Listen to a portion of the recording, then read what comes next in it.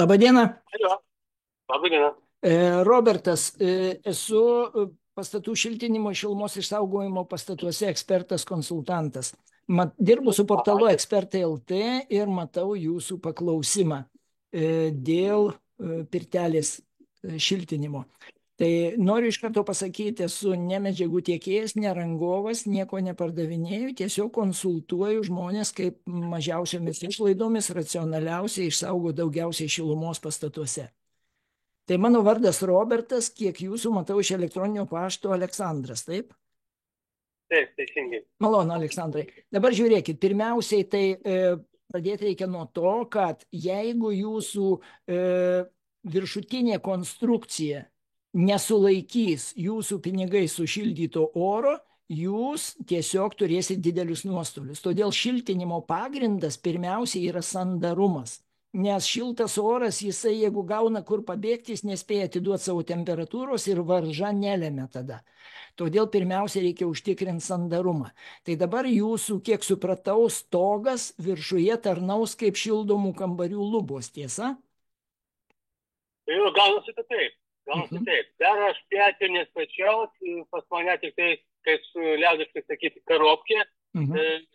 iš kitų keramzitiniai blokeliai, viršus stogas yra šitas skardinė. Taip, taip, aš matau, jūs parašėt visą šitą dalyką. Čia yra parašyta, tai dabar žiūrėkit, pirmiausiai, tai šiltas oras, jūsų pinigai sušildytas per jūsų šildymo prietaisus kils į viršų ir remsis į viršutinės konstrukcijas. Todėl pirmas prioritetas – sandarumas viršutinių konstrukcijų. Tada, kada jūs užtikrinsit sandarumą viršuje, šiltas oras negalės išeiti, tada jisai pradės kauptis ir tik tai tada pradės spausti į sienas. Tai antras prioritetas – sienos, trečias yra durys ir langai ir ketvirtas yra grindys ir pamatai. Šitaip reikia investuoti į šilumos išsaugojimą pastate, tais prioritetais vadovaujantis. Dabar viršuje jums reikia padaryti, kad šiltas oras nerastų kur išlyst. Reiškia, jūs turit padaryti sandarę konstrukciją. Kaip jūs ją darysit, tai yra du būdai. Pirmas būdas – naudoti tradicinės oro įlaidžias kiauras medžiagas, tokias kaip akmens, mineralinės vatos, taip toliau, ten įvairios ekovatos, birios medžiagos ir taip toliau. Tokiu atveju jums neišvengiamai būtina užtikrinti, kad per šitas medžiagas nekeliautų iš jūsų patalpų jūsų pinigai sušildytas oras kartu su visa drėgme, su vandens garais, kuriuos mes iškvėpuojam, verdam, skalbiam ir taip toliau. Tai šitą dalyką turim užtikrinti. Kokiu būdu? Tai paprastai užtikrinama garo izoliacinių membranų pagalba iš vidaus. Reiškia, turi būti klijuojama plėvelė su lipnia juosta, perimetru, visus sandūros suklijuotos detaliai, pilnai, nes kur tik tai bus srovelė išeinančių oro, ten neš garus ir ten bus kondensatas. Tai va šitą reikia užtikrinti garantuotai. Tuo pačiu iš išorinės pusės neišvengiamai privaloma užtikrinti, kad šaltas lauko oras nepapultų į orui laidžias šiltinimo medžiagas. Reiškia, ta difuzinė plėvelė, kuri yra po stogo danga, jinai turi tarnauti ne tik tai kaip antikondensacinė, apsauganti šiltinimo medžiagą nuo kondensato lašų, kurie laša nuo stogo, bet ir turi užtikrinti, kad šaltas lauko oras nepapultų po plėvelę į šiltinimo medžiagą. Paprastai šitas dalykas neužtikrinamas praktikoje, todėl šaltas oras skverbėsi per kiaurą šiltinimo medžiagą, orui laidžią, tokia kaip akmens vata, jinai visiškai laidi orui medžiaga ir gali daeiti netgi iki apatinės garo izoliacinės plėvelės. Ir tada plėvelė bus šalta ir netgi iš apačios ant jos gali būti kondensatas. Tokiu atveju tikrai labai būna dažnai pakankamai, jeigu neužtikrinamas sandarumas iš abiejų pusių. Tai vienas būdas šitos dalykus užtikrint, klijuojant ten detaliai viską. Antras būdas yra naudoti tokias medžiagas, kurios ir šiltina, ir sandarina vienu metu ir kurios nereikalauja jokių daugiau papildomų sandarinimų. Tai yra purškiama technologija ir Europoje bene vienintelė yra tokia, kuri užtikrina ilgalaikį sandarumą, neišsisandarina. Poliuretaninių putų yra daug ir įvairių. Žmonės įsivaizduoja, kad jos visos vienodos. Tai yra labai stipri iliuzija. Visiškai, nes kiekvienos poliuretaninės putos turi savo savybės ir paprastieji poliuretanai turi vieną labai agresyvę ir neigiamą savybę. Jie labai traukiasi, kada kinta santykinė oro drėgmė ir temperatūra. Ir jeigu mes pradžioje ir turim sandarumą su tokiom putom, tai per sezoną, kada pereina vasara karšta, stogė žiemą šalta, tokiu atveju poliuretanai labai traukiasi. Traukiasi nuo 1,5 iki 15% net. Tai įsivaizduokit, Aleksandrai, 5% tai yra 5 centimetrai per metrą. Tai tokių susitraukimų paprastai pati poliuretanų struktūra neatlaiko, jie pradeda skilinėti, atsiplėšinėti nuo konstrukcijų ir per kelis tokius perėjimus temperatūrų, per kelis kūrenimo sezonus, jūs turėsit vėl viską kiaurą. Tai va čia tokios medžiagos taip pat negali būti naudojamos be papildomo sandarinimo, o tai jeigu jau sandarint papildomai, tai tada kam poliuretanas daug brangesnis, tada jau tą pačią vatą galima dėti.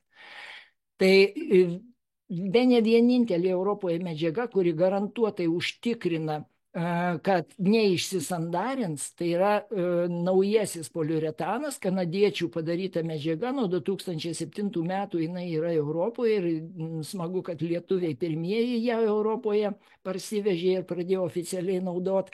Tai ji pas mus vadinasi gamo putos.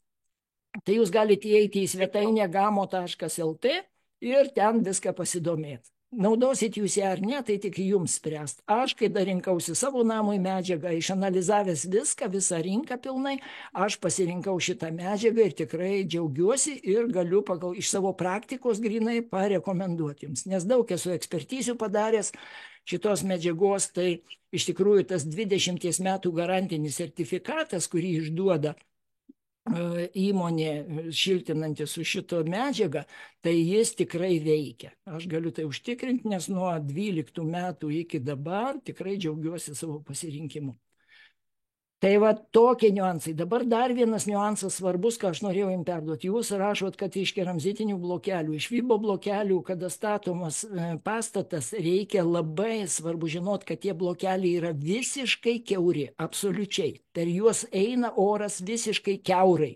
Tai darytas ir sandarumo testas, aš ir video medžiagą turiu, kaip iš vidaus, va tie dūmai, kuriuos paleidžia ten diskotekiniai tie dūmai, ne žalingi nieko, bet juos sudaro slėgį patalpoje ir prileidžia dūmų ir eina kiaurai visiškai per visas sienas iš keramzitmetalio blokelių. Todėl šitie blokeliai be sandarinimo nenaudojami, o sandarinimas tai yra tinkas. Jie privalo būti absoliučiai visų plotų tinkuoti. Jeigu jūs netinkuojat, tai jūs tada niekaip neišsaugosit šilumos šitokiame pastate. Istorijas aš planuoju polistirolą klijuoti 15 cm. Gerai, tai dabar žiūrėkit, polistirolas dažniausiai klijuojamas yra ne ištisų klijų sluoksnių ir tai yra labai didelė bėda. Ir ypatingai su tokiais blokeliais, tai jums eis viskas kiaurai tarp sienos ir polistirolo, nes kada klijuojama ant klijų lopų, tokiu atveju oras ten, kada polistirolas pats atsitraukęs apie 1,5 cm nuo sienos ant klijų lopų prikabintas, tai tarp polistirolo ir sienos šiltas oras eina į visas pusės kiaurai ir lengvai.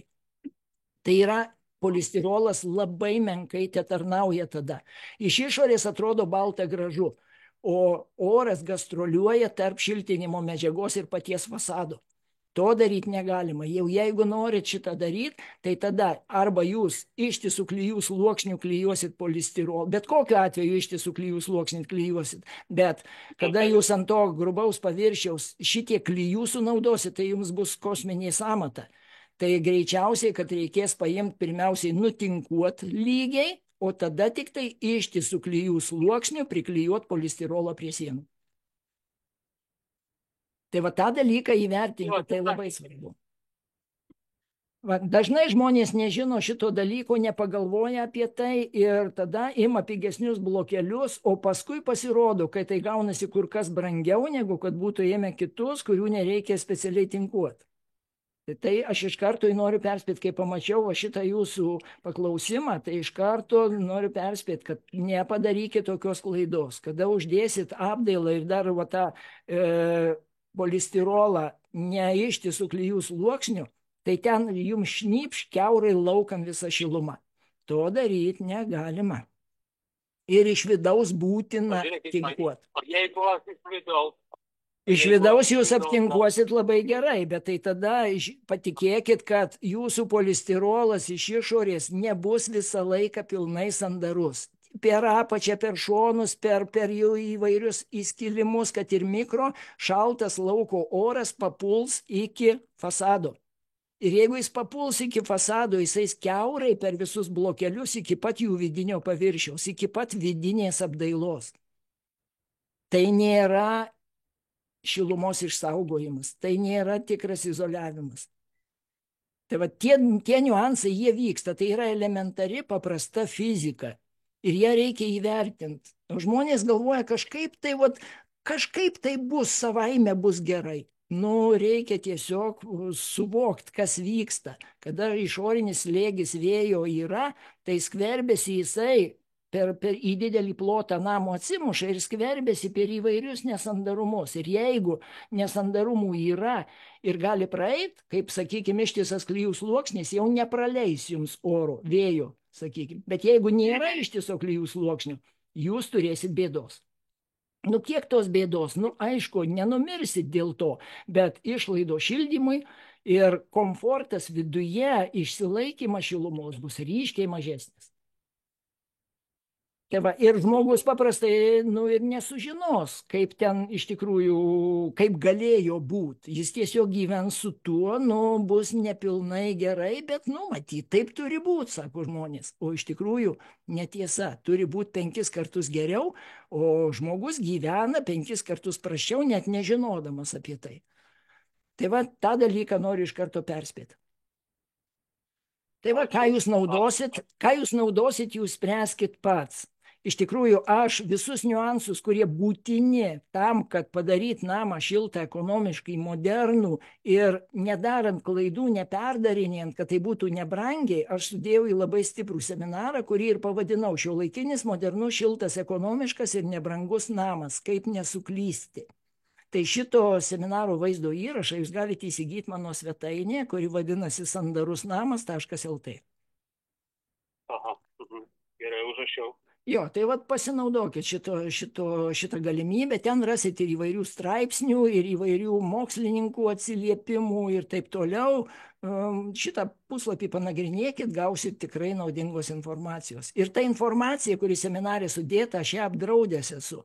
Apdraudęs tuo, kad jeigu jūs ją įsigijat, tai aš garantuoju, kad jį jums atneš materialinę naudą. Jeigu to nėra, 5 dienų bėgi peržiūrėję įrašą, jeigu nuspręsit, kad tai jums nenaudinga, aš ne tik grąžinu iš karto pinigus jums į sąskaitą, bet plus pridedu 10% kaip kompensacija už sugaištą laiką ir sunaudotą energiją.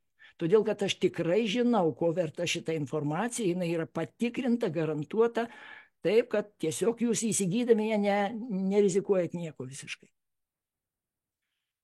Tai štai tokie patarimai jums. Ačiū, labai naudingą informaciją gavau. Prašau, jeigu reikės konsultacijos, kada tiesiog drąsiai skambinkit, 10 minučių mano konsultacijos, jeigu trumpa konsultacija, aš nieko neprašau, kaip dabar, jeigu ten ilgiau kažką, tai galim video konsultaciją padaryti iš objekto, atsakysiu visus klausimus ir ten kaina tikrai nedidelė, taip kad rasit konsultavimo sąlygas taip pat mano svetainėje. Supratau, viskas aišku, ir laikas žmogaus, ir informacija reikia. Taip.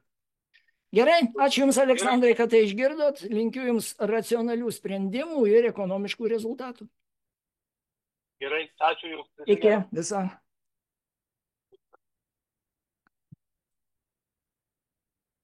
Tai štai, brangiai, iš tikrųjų labai dažnai žmonės nepamasto, nežino tokių niuansų, tai vertėtų atkreipti tai dėmesį ir ta informacija yra tame seminare, kurį aš paminėjau, Šiuolaikinis, modernus, šiltas, ekonomiškas ir nebrangus namas, kaip nesuklysti. Tikrai ta informacija verta to, kad jai skirt savo laiką, dėmesį, nuoširdų dėmesį, jeigu jūs eksploatuojat namą, jeigu jūs įrenginėjat namą, renovuojat namą, arba statot naują namą, arba projektuojat namą, visa tai labai aktualu, ten yra visi niuansai apie tai, kaip nepadaryti klaidų ir ekonomišką namą gauti pačiom mažiausiom išlaidom. Ačiū Jums, kad tai išgirdot. Iki.